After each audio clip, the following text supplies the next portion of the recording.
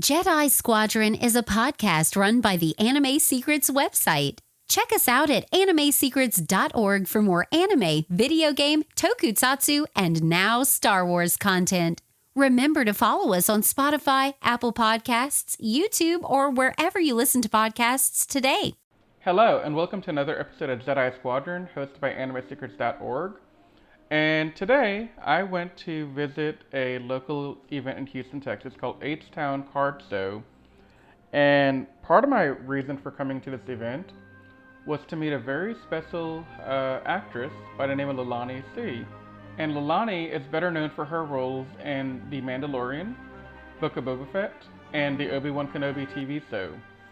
And her roles are the Jawa that are seen throughout the three TV shows I mentioned. So today I get a chance to sit down and talk to her for a few minutes about her role, her work, and just get to learn more about the life of a Star Wars actress. So let's get into it. Leilani, welcome to Houston, Texas. Thank you. I love it here. So if you could tell us a little bit about yourself, how you got into acting, and what your experience has been like so far with this profession you're in. Okay. I've been acting since I was a kid. I was doing extra and stand-in for kids. For little people, we're known to stand in for kids. So I do that in the background. So I've always done that.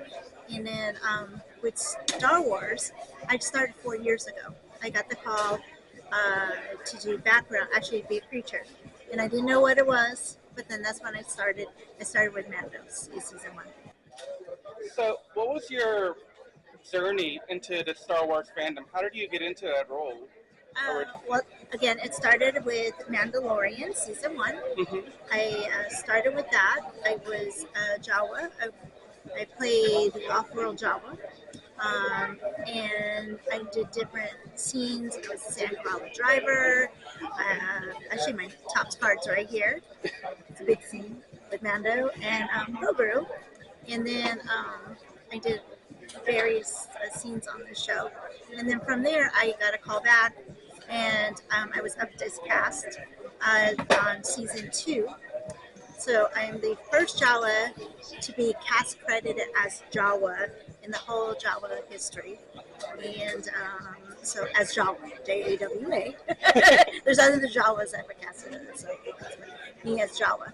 So I'm known as Jawa. And then, so I did season 2. And then I did Book of Boba Fett. And then Obi Wan Kenobi.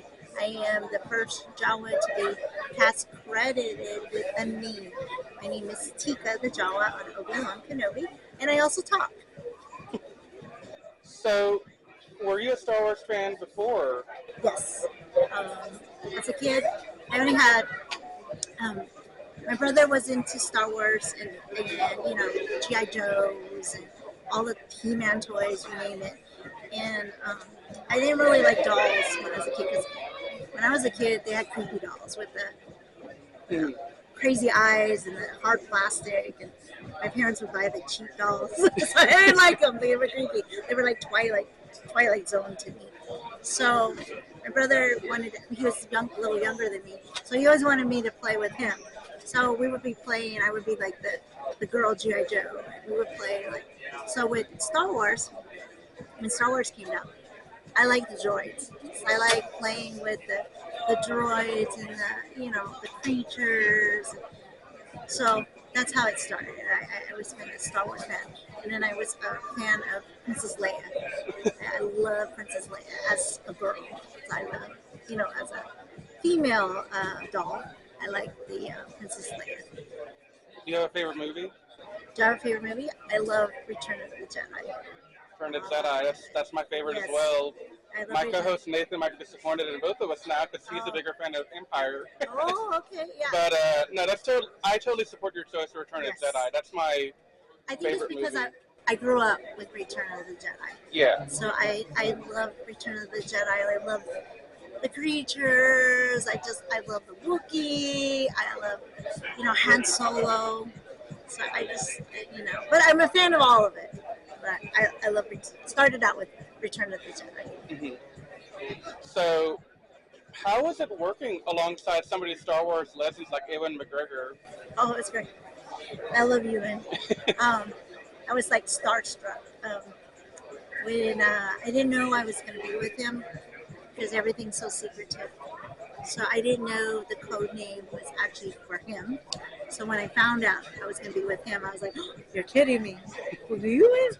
And I didn't know it was just us two, nobody else. It was during COVID when we filmed, and so there wasn't that many people on set, and I was at the beginning when we filmed.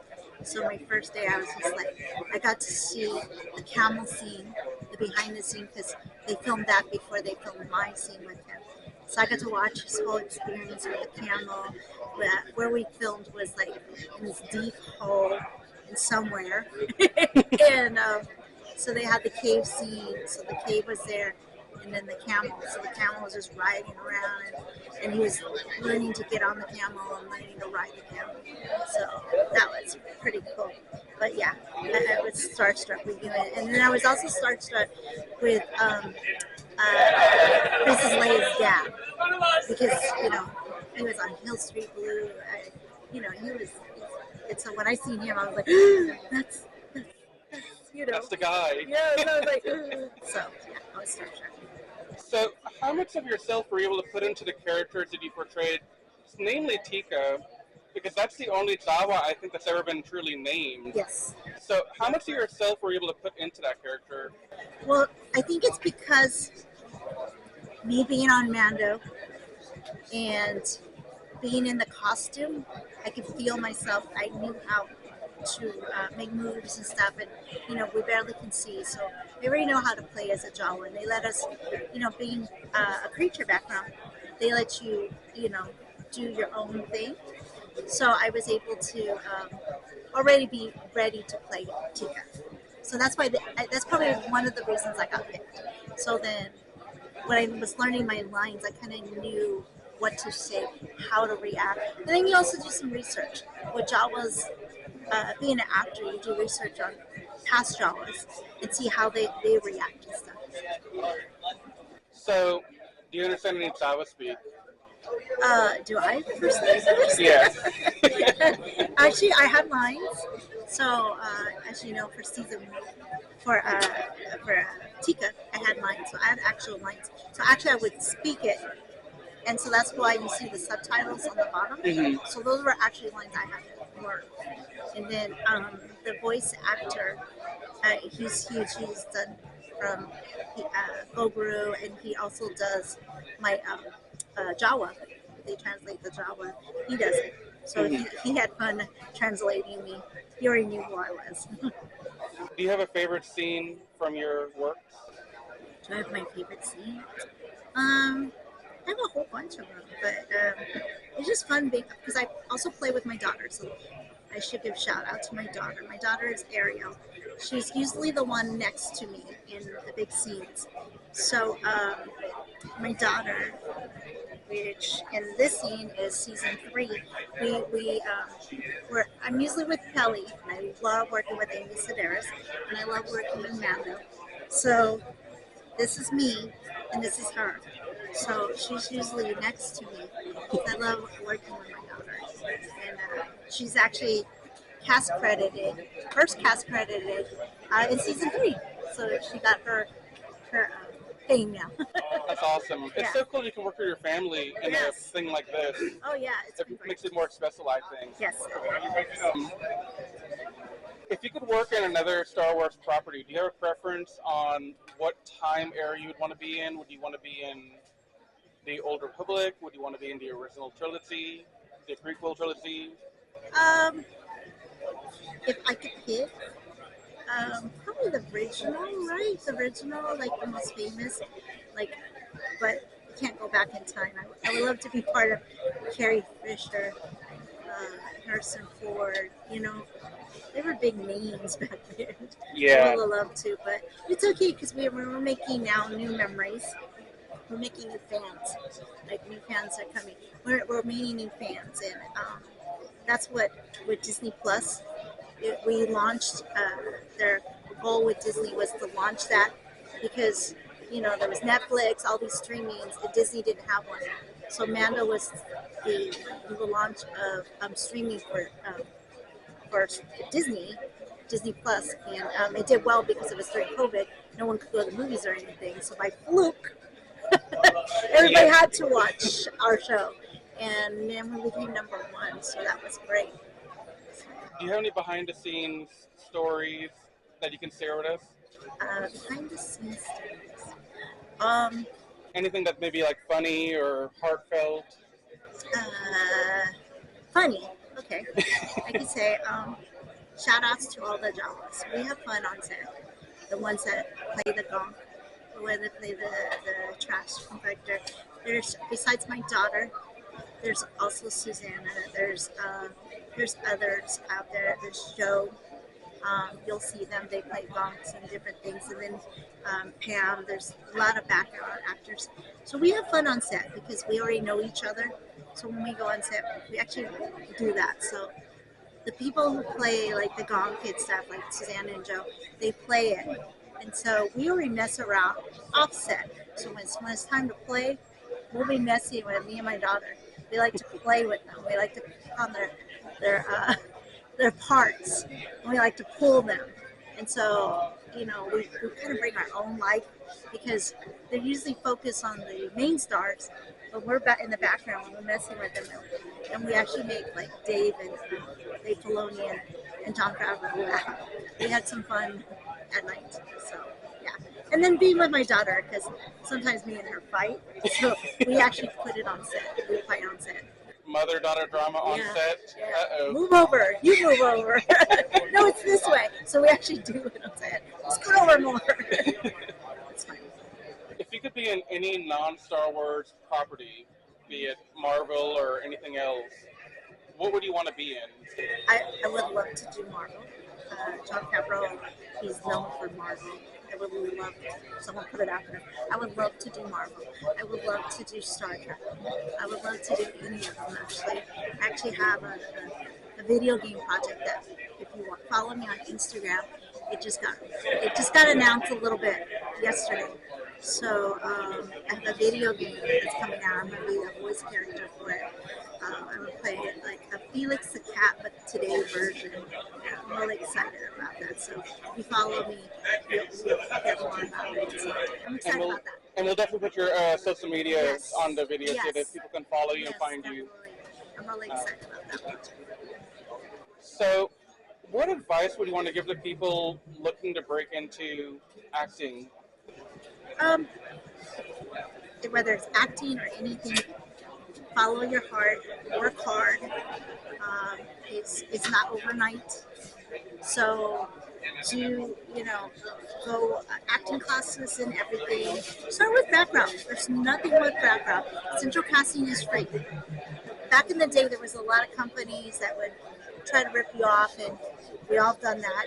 Let's go take pictures and do all that and pay for all this. But with central casting, you don't have to do that. It's free. They take the pictures for you. They put you all up and do extra work. But it also is kind of acting because you get to know how to be on set. You get to know all that because you get paid for it. So why not do background work? You do 3 background work and SAG, you get your SAG voucher. You end up doing SAG and you end up somehow getting in a big role. So follow your dreams. So, where can we find you next? What's your next project that you can talk about? My next project that I can talk about. I have other shows coming that I can't talk about, but I actually can talk about the game. It's called my character name is Katrina. It's Catatronics. It's going to be on Steam. It's going to be on Xbox, different things. If you follow me on social media and follow them, you're going to learn more about it. It's my people that I met in Bahrain. They develop a game. And they asked me to be part of it, and I'm going to be the main actor on it. So I'm really excited about the game. So that's my next project. I have other projects, but I really can't talk about it. You can follow me, and then I do a lot of Comic-Cons. So I'm actually going to, next from there, I'm going to be in San Antonio. Oh, wow. EuroCon. So if you come So out there. You're just flying all over Texas right now. Yeah, I know. I started doing Texas, and all of a sudden I'm getting all these calls. So I'm really excited. And That's I'm awesome. doing Canada now. The door's open. I went to Windsor. Shout out to my Windsor people. Now I'm going to start doing more of Canada. I got more Canada shows coming. I'm really excited about it. So, in closing, do you have any final words for your fans and those listening to this interview? Oh, yeah. I appreciate you. I appreciate everything. I appreciate your follow. I appreciate you guys coming out. I'm going to give a shout out, especially to the 501st. They're always there for me. Being in Star Wars, we have our own group, which is the 501st Legion. So anywhere I go, you'll see the 501st. Today I have We Are Texas. They're here with me today, and I'm really excited they're here with me. So shout outs to them. So all I have to say is, follow me. I don't know what else to say. Definitely follow her. She is a fantastic person, and I really am grateful that we had an opportunity to talk to you. Me too. Thank you. Thank you for inviting So, me. thank you so much. I am Rizwan with Anime Secrets at Jedi Squadron. Check us out on Spotify, Apple Podcasts, or anywhere else you get your podcast, and we will talk to you later. Have a good day, all.